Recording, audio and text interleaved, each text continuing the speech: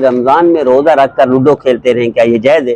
Ludo کھیلنا حرام نہیں ہے لیکن بہتر نہیں ہے۔ لوڈو سے تو بہتر ہے روزے میں بندہ نفل پڑھے، روزے میں بندہ ذکر کرے، روزے میں بندہ تلاوت کرے، کچھ نہیں آتا تو سو جائے، یہ لوڈو کھیلنے سے بہتر ہے۔ لیکن اگر لوڈو کھیلتا ہے تو روزے پر کوئی فرق نہیں پڑے گا، لوڈو کھیلنا حرام بھی نہیں ہے، روزے پر کوئی فرق نہیں۔ ایسا نہیں ہے کہ جیسے ساتھی کہنے کے سنا ہے وہ ہے روزہ مکروہ ہو جاتا ہے، کوئی مکروہ نہیں ہوتا، لوڈو کا محتاج نہیں ہے روزہ، روزہ اللہ کا ہے اور اللہ نے اعلان کیا ہے یہ میرے لیے، الصوم لی، میرے لیے ہے اور میں ہی اس کی جزا دوں گی۔ یعنی اتنا بڑا عمل ہے، اتنی بڑی نیکی ہے کہ فرشتے بھی استطاعت نہیں رکھتے کہ اس نیکی کو دیں، یہ اللہ خود دیں گے۔ اللہ ہم سب کو نبی کریم صلی اللہ علیہ وسلم کے فرمان